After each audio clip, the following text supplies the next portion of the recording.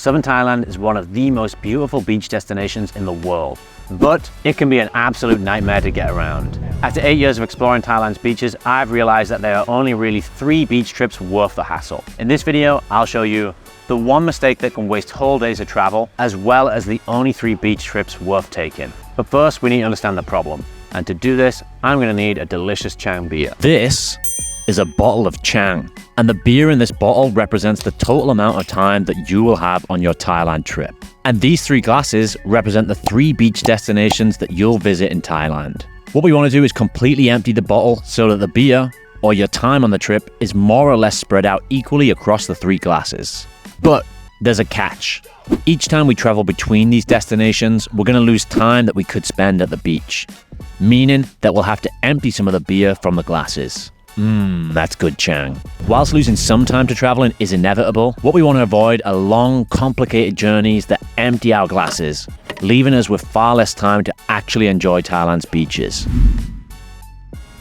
The first beach trip worth doing includes 3 different islands, which are home to some of the most beautiful beaches in the country. Stunning temples, world-class snorkeling and diving spots, as well as some of the wildest party scenes in the world. The first island on Beach Trip 1 has some of the most luxurious resorts in the country, and it's famous for its cultural landmarks like Wat Phra or the Fisherman's Village. This is the island of Koh Samui, and it's the 2nd largest island in Thailand, so there's plenty to explore. I'd recommend spending at least 3 days here. From here, it's just an hour's boat ride to Island 2, which is home to some of the most peaceful hidden beaches on any island in Thailand. It's a wellness hub with lots of places to practice yoga or meditation, but also the site of the famous full moon parties that take place once a month. It's the island of Koh Phangan. To end this beach trip, you can visit the island that is most famous for its underwater wildlife. It's home to some of the best dive spots in the world, where you can have the chance to see manta rays, green turtles, and even whale sharks. This is Koh Tao, and again, it's only an hour's boat ride from Koh Phangan, meaning we don't have to waste much of our Chang beer. What I like most about this trip is the ease and frequency of the boats traveling between the 3 islands. There are boats running pretty much every hour between the 3 islands from about 7 AM to 3 PM. But be prepared for schedule changes, especially during rainy season. It's quite common for trips to be delayed or cancelled, which can cause a real headache. For the smoothest transitions to these islands, it's best to fly into Koh Samui, which is the only one of the islands that has an airport. However, flights onto the island can be very expensive, meaning lots of people choose to take the time-consuming and sometimes confusing trip from Surat Thani Airport, which requires multiple changes and at best can be done in a half day, meaning that you'll waste significant time on either side of your trip. Luckily though, Beach Trip 2 is much easier to get in and out of.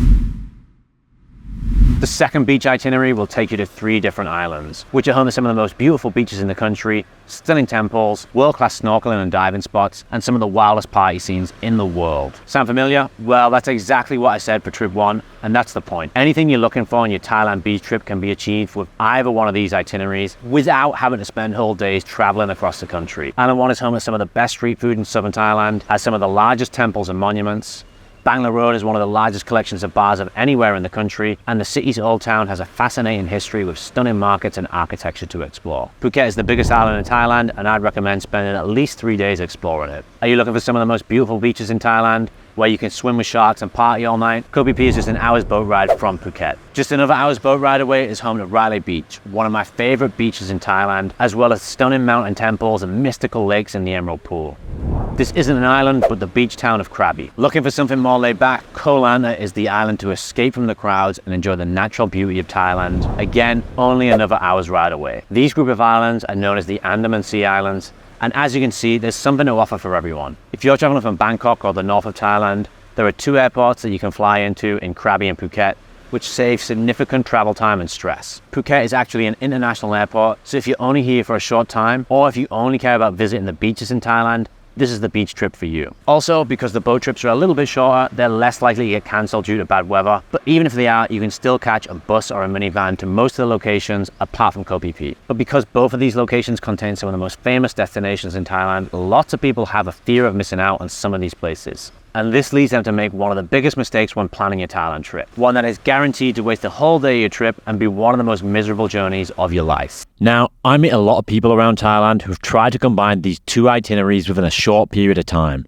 Where, for example, they start in Phuket, then travel to Koh Phi Phi, and then to Koh Phangan. The problem with this trip is it means you have to travel from here to here. Traveling from Koh Phi Phi to Koh Phangan requires a full, exhausting day of travel that involves a 2-hour ferry from Koh Phi Phi to Krabi, a 6-hour bus journey in a cramped minivan to Don Sak Pier, another hour-and-a-half ferry to Koh Samui where you'll pick up even more people before sailing for another 45 minutes to reach Koh Phangan. After that, you'll hop in the back of a Songtao van with a bunch of other sweaty, exhausted backpackers, and this journey might take you another hour to reach your hotel. A journey like this can take over 12 hours, and that's if there's no delays or cancellations. If you're on a trip that lasts less than 3 weeks, I don't see why you would waste a whole day of travel like this, especially when there is so much to see and do on both the Gulf of Thailand and the Andaman Sea side. But wait, there's one more beach trip you can take in Thailand, one that visits some far less explored locations and is one of the easiest groups of islands to get to from Bangkok. The first island is one of the most naturally beautiful islands in the country. This island has a stunning mountain interior that's covered in dense jungle.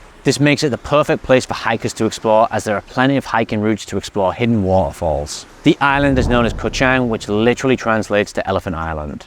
This is by far the biggest island on this part of the itinerary and the only one that has a good nightlife, so if having a few drinks in the evening is important to you, this is where I would spend most of my time. Just an hour's boat ride away though is one that almost no tourist knows about. Seriously, if you've ever wanted to escape the world to experience white sands that go on for miles with no one on it, then this is the island for you. It's called Koh Mak and can be reached in about an hour by boat from Koh Chang. It's the perfect stopping off point between Koh Chang and the next island, one that has some of the most beautiful beaches in the country, whilst also being one of the most secluded. It's also home to some of the best luxury resorts in the country. The island is perfect for exploring by scooter, as the roads here are not too dangerous, and it's covered in lush rainforests with plenty of waterfalls to explore. And this island is called Koh Kood. These islands are collectively known as the Trat Islands. Whilst travel between the islands is quite convenient, I'd only recommend visiting these islands if you're traveling from Bangkok, because there are no major airports nearby and they're tucked away near the Cambodian border. But all of this planning could be for nothing though if your beach trip is ruined by stormy weather. To help you make your final decision on which group of islands is best for you,